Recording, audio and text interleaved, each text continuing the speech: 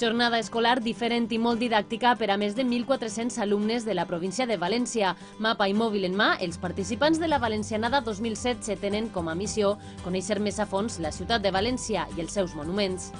Els alumnes, a partir d'unes fitxes que porten en grups reduïts, han de localitzar distints punts de la ciutat de València a través de codis QR, han de mostrar el que han après posant fotos en Instagram i a més han de respondre qüestions. Una activitat on les noves tecnologies ben dominades pels alumnes juguen un paper fonamental en tots els aspectes. Els alumnes van pel seu compte per tota la ciutat, però estan controlats a través d'una aplicació de geolocalització que permet que els professors en tot moment sapiguem a on es troben. En total, més de 80 llocs emblemàtics però desconeguts per als participants i que els sorprenen positivament. Ara estem en el trinquet de Pelayo i jo la veritat no sabia que n'hi havia trinquets, però no sabia que en un bar pogueres trobar-te un trinquet.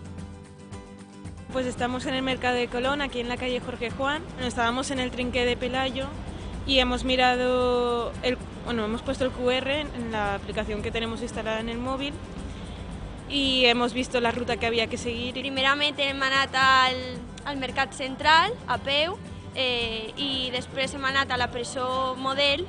I en arribar al punt triat, penjar-les a l'Instagram i fer unes preguntes amb un qüestionari i tot molt divertit. una iniciativa que també pretén fomentar l'ús del transport públic entre els més joves. És el que volem nosaltres, és posar en valor i promocionar l'autobús com un mitjà de transport col·lectiu i per a que reste protagonisme al cotxe en la ciutat. El que hem fet ha sigut cedir passes de transport que s'han creat especialment per avui, per a que se puguen moure els nanos lliurement per la ciutat. Una manera de compartir i difondre la cultura i el patrimoni valencià al mateix temps que s'aprèn a valorar la seva importància.